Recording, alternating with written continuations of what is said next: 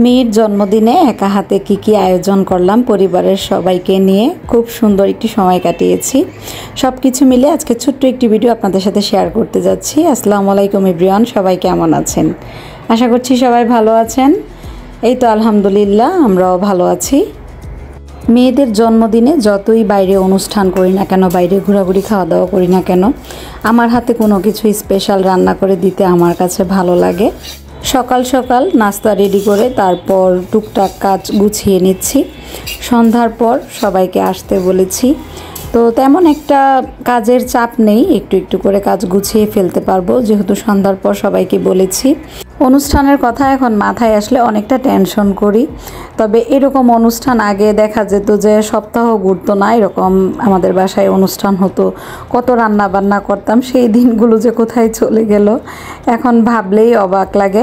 সত্যি কথা বলতে অনুষ্ঠানের আয়োজনে সবাইকে একসাথে নিয়ে খাওয়া দাওয়া করা, আয়োজন করা, এই যে পরিবারের সাথে সুন্দর একটু সময় কাটানো, এগুলোর মধ্যে আলাদা একটা ভালো লাগা কাজ করে। বাচ্চারা অনেক বেশি পছন্দ করে। এখন দেখা যায় বেশিরভাগ ক্ষেত্রেই প্রতি বছর যে কোনো অনুষ্ঠান হোক বা যে কোনো উপলক্ষ হোক, আমরা একটু বাইরে চলে যাই, বাইরে ঘোরাঘুরি করি, খাওয়া দাওয়া করি। বাসায় তেমন একটা আয়োজন রাখি না বা ওই রকম ঝামেলাও করা হয় না। বাসার ভিতরে সবাই একত্রিত হয়ে যদি কাজকর্ম করে কোনো কিছু করতে পারি তাহলেই আয়োজন করি, নয়তো বা এরকম প্রোগ্রামগুলো এখন ওইভাবে আর করা হয় না আর কি, আগে যেভাবে সুন্দরভাবে গুছিয়ে করা হতো। আর বড় কোনো ধরনের অনুষ্ঠান হলে বা বেশি মানুষ হলে বাইরের রেস্টুরেন্টগুলোতেই প্রোগ্রামগুলো করা হয়। এখন আর বাসার ভিতরে ওইভাবে কেউ ঝামেলা করতে চায় না, আর ঝামেলা করাও যায় না। আগে তো বড় উঠান ছিল, দেখা যেত উঠানেই ওইভাবে প্রোগ্রামগুলো হয়ে যেত। তবে এখন যেহেতু শহরে বড় পরিসরে ওই রকম জায়গা খুব কমই পাওয়া যায়, তাই বাইরেই কিন্তু সবাই প্রোগ্রামগুলো করার চেষ্টা করে। তো যাই হোক, এদিকে আমি রান্না বান্না করছিলাম। দুপুরে একটু করলা ভাজি করব, তারপর একটু রুই মাছ দিয়ে আলু দিয়ে ঝোল করব। তো রান্না বান্না করতে করতে বাইরে এমন পরিমাণে বৃষ্টি নেমেছে, খুবই ভালো লাগছিল। হঠাৎ করে এমন বৃষ্টি, একদম কালবৈশাখী ঝড় হচ্ছে বাইরে। তো বাইরের বৃষ্টিটা কিন্তু দেখতে খুবই ভালো লাগছিল। তবে ঝড়ের জন্য বারান্দায় দাঁড়িয়ে যে ভিডিও করব এমন অবস্থা ছিল না। হয়তোবা ক্যামেরায় আপনাদেরকে তেমন একটা বৃষ্টি কী পরিমাণে হয়েছে সেটা বোঝাতে পারছিলাম না, কিন্তু প্রচুর বৃষ্টি হয়েছে। মানে বারান্দায় দাঁড়িয়ে যে ভিডিও করব এই অবস্থাও ছিল না, ঘরের ভিতরে পানি আসছিল বাইরে থেকে। তো যাই হোক, আজকের দিনে বৃষ্টি হয়েছে, আমার মনটা একদম ভালো হয়ে গিয়েছে। কারণ রান্না বান্না করতে গিয়ে দেখা যায় গরম থাকলে একটু আমার জন্য কষ্ট হয়ে যেত। এই বৃষ্টির কারণে যে ঠান্ডাটা পড়েছে, রান্না বান্না করতে তেমন একটা কষ্ট হবে না। আর যে পরিমাণে বৃষ্টি হয়েছে এই কারণে কিন্তু বাইরে খুব সুন্দর ছিল ওয়েদারটা, তেমন একটা গরম করেনি। বৃষ্টি হলে এরকম ঝুম বৃষ্টি হলেই ভালো লাগে। কারণ কি, একটু একটু বৃষ্টি হলে দেখবেন যে কেমন একটা গরম থেকে যায়, তখন আর ভালো লাগে না, বৃষ্টির আনন্দটা পাওয়া যায় না। আর যে পরিমাণে আজকে বৃষ্টি হয়েছে, এরকম বৃষ্টি হলে কিন্তু ওয়েদারটা অনেকটা সময় ধরে ঠান্ডা থাকে। তো আজকে একটু পিঠা তৈরি করছিলাম, একটু একটু পিঠা বানানোর চেষ্টা করছি। পিঠা বানানোতে না আমি তেমন একটা এক্সপার্ট না, তো এখন কি করছি, একটু একটু চাউল ভিজিয়ে রাখছি রাত হলে। আর সকালের দিকে বা দুপুরের দিকে দেখা গেছে যখন একটু ভালো লাগছে তখন একটু একটু পিঠা তৈরি করে বাচ্চাদেরকে দিচ্ছি খাওয়ার জন্য। এতে করে আমারও শেখা হচ্ছে, বাচ্চাদেরও ভালো লাগছে। আর আজকে যেহেতু বৃষ্টি হয়েছে বাইরে, পিঠা তৈরি করেছি, ভালোই লেগেছে সব কিছু মিলিয়ে। তো এই তো আমি বিকেলের দিকে রান্না বান্না করতে চলে এসেছি। সকাল থেকে মোটামুটি সকালের নাস্তা খাওয়া, ঘর গোছানো, দুপুরের রান্না বাড়া সব কিছুই কমপ্লিট করে একটু রেস্ট নিয়ে তারপর বিকালের দিকে রান্না করতে এসেছি। তো প্রথমে রোস্টটা রান্না করে নিব, তারপর পোলাও, একটু ডিমের কুরমা, এই একটা একটা করে রান্না করে নিব আর কি। একদম সিম্পল আইটেমই রেখেছি, বাচ্চারা যা খেতে পছন্দ করে, বাচ্চারা যেন খেয়ে মজাও পায় আর আমারও কষ্ট কম হয়, এইভাবেই আয়োজনটা করার চেষ্টা করেছি আর কি। আচ্ছা, এখানে প্রথমে আমি মুরগিটাকে ভেজে নিয়েছি। আর রোস্টের মুরগিটাকে খুব বেশি ভাজতে যাবেন না, হালকা করেই ভেজে নিয়েছি। খুব বেশি ভাজতে গেলে কিন্তু মুরগি একদম শক্ত হয়ে যায়, তখন খেতে ভালো লাগে না। আর পেঁয়াজের বেরেস্তাটা করে নিচ্ছি। আজকে যেহেতু পেঁয়াজটা একটু চপার দিয়ে চপ করা হয়েছে, দেখা যায় চপার দিয়ে চপ করলে এই পেঁয়াজটা খুব তাড়াতাড়ি ভাজা হয়ে যায়। আর একদম চোখে চোখে রেখে পেঁয়াজের বেরেস্তাটা করতে হয় আর কি। তো এই তো পেঁয়াজের বেরেস্তা করে তারপর মুরগির রোস্টটা বসিয়ে দিয়েছি। এলাচি, দারচিনি, তেজপাতা, একটু গোলমরিচ দিয়েছি, ব্রাউন করে পেঁয়াজটাকে ভেজে নিয়েছি। তারপর সকালে যে বাদাম, পেঁয়াজ, একটু টমেটো, কাঁচামরিচ পেস্ট করে রেখেছিলাম সেটা দিয়ে দিয়েছি। রাঁধুনি রোস্টের মশলা দিচ্ছি, দিয়ে প্রথমে মশলাটাকে ভালোভাবে কষিয়ে নিব। আর সামান্য পরিমাণে একটু ধনিয়ার গুঁড়া, একটু জিরার গুঁড়া অ্যাড করে দিবেন। আর যদি একটু ঝাল ঝাল রোস্ট খেতে চান সেক্ষেত্রে সামান্য পরিমাণ একটু মরিচের গুঁড়া অ্যাড করে দিলেই হবে। তবে আমি মনে করি মরিচের গুঁড়াটা স্কিপ করলেই ভালো, কারণ রোস্টের কালারটা না একটু লালচে হয়ে যায়, আমার কাছে ভালো লাগে না। আর এখানে পরিমাণ মতন আদা রসুন বাটা দিয়ে দিয়েছি, পরিমাণ মতন লবণ দিয়ে এবার মশলাটাকে ভালোভাবে কষিয়ে নিব। মশলাটা কষানো হয়ে গেলে একটু দই বাটিতে নিয়ে ভালোভাবে ফেটিয়ে রেখেছি। দইয়ের মধ্যে সামান্য পরিমাণ একটু গুঁড়ো দুধ, একটু চিনি অ্যাড করেছিলাম। তো দইটা দিয়ে দিব মশলাটা ভালোভাবে কষানো হলে। এতে করে দইটা কী হবে, দানা দানা থাকবে না আর টেস্টটাও ভালো আসবে। তো এই তো দেখেন এখানে মশলাটা কিন্তু আমি ভালোভাবে কষিয়ে নিয়েছি। আর কাঁচামরিচ দিয়ে দিয়েছিলাম, সামান্য কিছু কাঁচামরিচ আমি মশলা কষানোর সময় দিই, এতে করে ফ্লেভারটা খুব সুন্দর আসে। আর নামানোর আগে 2-4টা কাঁচামরিচ উপর থেকে দিয়ে দিলে তখন কাঁচামরিচের সুন্দর যে একটা ঘ্রাণ সেটা আসে আর খেতেও ভালো লাগে।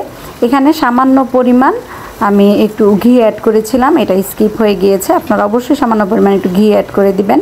আর সামান্য পরিমাণ পেঁয়াজের বেরেস্তা দিয়ে দিয়েছি, খুব সুন্দর একটা স্মেল আসছিল। আর টমেটো পেঁয়াজ বাটাটা চেষ্টা করবেন পরিমাণ একটু কম দেওয়ার জন্য, নয়তো বা দেখা যায় যে কোনো জিনিসই পরিমাণের বেশি পড়ে গেলে খেতে ভালো হয় না আর কি। সামান্য পরিমাণে একটু দুধ অ্যাড করে এবার মুরগির মাংসগুলো দিয়ে কিছু সময় ধরে আবারও কষিয়ে আবার পরিমাণ মতন একটু দুধ অ্যাড করে ভালোভাবে ঝোলটা ফুটে উঠলে রোস্টটা নামিয়ে নেব আর কি। আর আমার কাছে পাত্র না এটাই ছিল, পাত্রটা একটু ছোট হয়ে গিয়েছে। রোস্ট যেহেতু অনেকগুলো রান্না করতে হয়েছিল আমাকে, তো সেই কারণে পরবর্তীতে রান্নার পর আমি আবার আরেকটা পাত্রের মধ্যে ট্রান্সফার করে নিই। এতে করে হয়েছে কি যে মাংসটা খুলে খুলে যায়নি। অনেকগুলো মুরগির পিস যেহেতু একসাথে করা ছিল, আলাদা না করলে কিন্তু মাংসটার নিচে যেই পিসগুলো থাকতো মুরগির সেগুলো একটু খুলে যেত। তো এই বিষয়ে একটু খেয়াল রাখবেন, বেশি করে রোস্ট রান্না করলে একটু বড় পাত্রে রান্না করতে পারলেই ভালো। আমি বাসা থেকে বড় একটা কড়াই নিয়ে আসার দরকার ছিল, তো যে সময় রান্না বসিয়ে দিয়েছি তখন আবার বাসায় গিয়ে নিয়ে আসবো, এই সময়টা আর ছিল না আর কি। তো রান্না শেষে আমাকে একটু প্রবলেম ফেস করতে হয়েছে। তো যাই হোক, আমার রান্নাটা কিন্তু সুন্দরভাবেই কমপ্লিট করতে পেরেছি। রোস্ট আমার ঘরে সবসময়ই হিট, বাচ্চারা অনেক বেশি পছন্দ করে। এমনিতেও দেখা যায় যে আমার ঘরে প্রায়ই আমি মোরগ পোলাওটা রান্না করি, অনেক সময় বেশি করে রোস্ট রান্না করে ফ্রিজে রেখে দিই। একটু পোলাও রান্না করে দিলে রোস্ট বের করে গরম করে নিলেই একবেলার খাবার হয়ে যায়। বাচ্চাদের কিন্তু এটা অনেক পছন্দের খাবার। আমার ভাইয়ের মেয়েরাও দেখেছি যে একটু রোস্ট পোলাও রান্না করে দিলে খুব পছন্দ করে। আর বাচ্চারা রোস্ট পোলাও আমি মনে করি যে প্রত্যেকের ঘরের বাচ্চারাই মনে হয় অনেক বেশি পছন্দ করে আর কি। তো এখানে নামানোর আগে আমি উপর থেকে আবার ঘি দিয়ে দিচ্ছি। নামানোর আগে উপর থেকে ঘিটা দিলে হয় কি ফ্লেভারটা খুব সুন্দর আসে আর খেতেও ভালো লাগে। আমি কিন্তু গ্যাসটা অফ করে দিয়েছি, তারপর আবার গ্যাসটাকে অন করে উপর থেকে কিছু বেরেস্তা আবার সামান্য পরিমাণে একটু ঘি দিয়ে দিচ্ছি, এতে করে ফ্লেভারটা বেশ ভালো আসে। আমি তো আপনাদের বললামই যে ছোট পাত্র নেওয়ার কারণে কিন্তু আমার জন্য রান্না বান্না একটু কষ্ট হয়ে গিয়েছে। রান্না করতে গিয়ে আমি একটু বিপদেই পড়ে গিয়েছি বলা চলে। ভিডিও করতে করতে মোবাইলের মেমোরিটা ফুল হয়ে গিয়েছিল, পরবর্তীতে রান্নাবান্নার রেসিপিগুলো আর আপনাদের সাথে ওইভাবে শেয়ার করতে পারলাম না। তো কী রান্না করেছি একটু একটু করে আপনাদের সাথে শেয়ার করে দিচ্ছি। আর এদিকে আমার মেয়ে কিছু ড্রাই ফ্রুটস কেটে নিচ্ছে, এখানে ওর কেক এসে পড়েছে, তো কেকের উপর থেকে একটু ড্রাই ফ্রুটস দিয়ে দিলে ভালো লাগবে। রসমালাই ফ্লেভারের কেকটা অর্ডার করেছিলাম আমরা। পোলাও রোস্ট তো রান্না করে ফেলেছি, আর এখন ডিমের কুরমাটা রান্না করে নিব। আর মেয়েদেরকে বলেছি টেবিলটা সুন্দরভাবে গুছিয়ে নিতে, তো মেয়েরাও আমাকে মোটামুটি কাজে হেল্প করছে। কেকের লুকটাই না একদম চেঞ্জ হয়ে গিয়েছে উপর থেকে যখন ড্রাই ফ্রুটসগুলো দিয়েছে।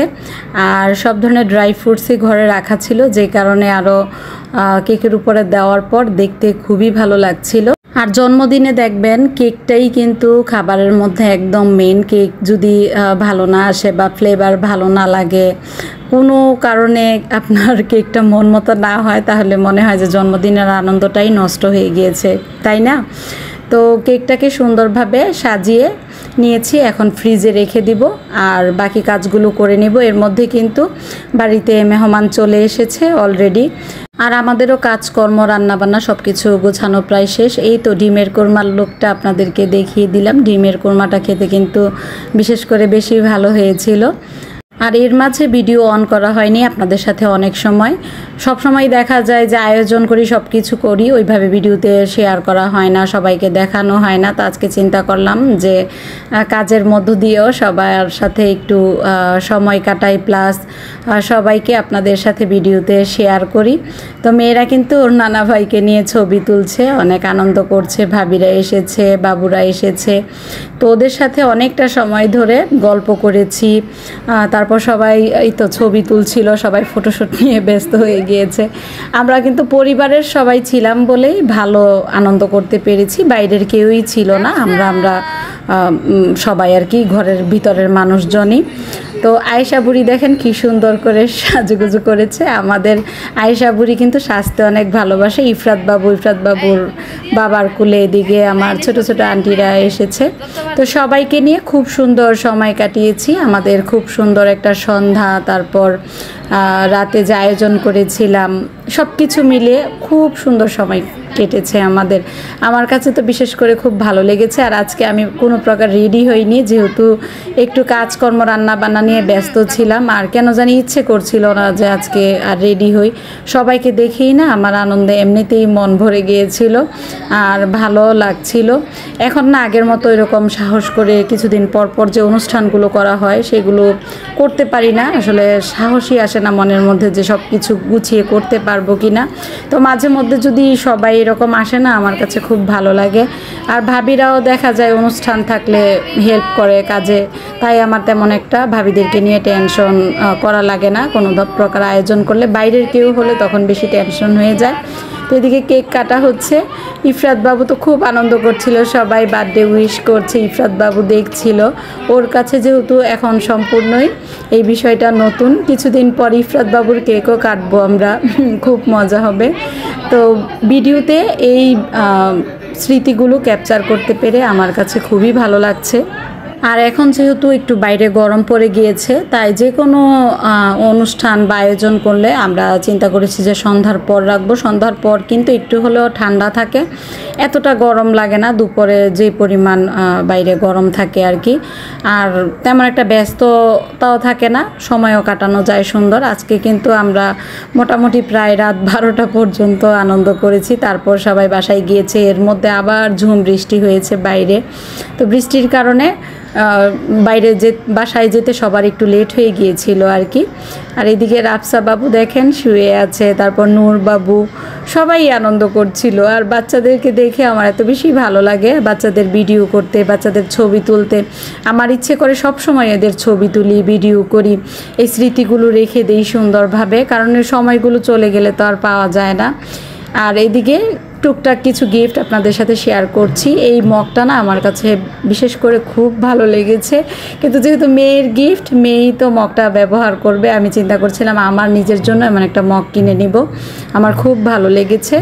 বাসায় কোনো প্রকার এই ধরনের আয়োজন করলে কেউ গিফট দিলে না আমার নিজের কাছে খুবই লজ্জা লাগে, ভালো লাগে না আমার কাছে বিষয়টা। কিন্তু ওর মামিরা তো কথা শুনবে না, ওর মামিদের মতো গিফট দিয়েছে আর কি। তো যাই হোক, সব কিছু মিলিয়ে এই ছিল আজকের ভিডিও। আশা করছি ভিডিওটি আপনাদের কাছে ভালো লেগেছে। যদি ভালো লেগে থাকে লাইক কমেন্ট শেয়ার করতে ভুলবেন না যেন। সবার সুস্থতা ও মঙ্গল কামনা করে ভিডিও থেকে বিদায় নিচ্ছি। আল্লাহ হাফেজ।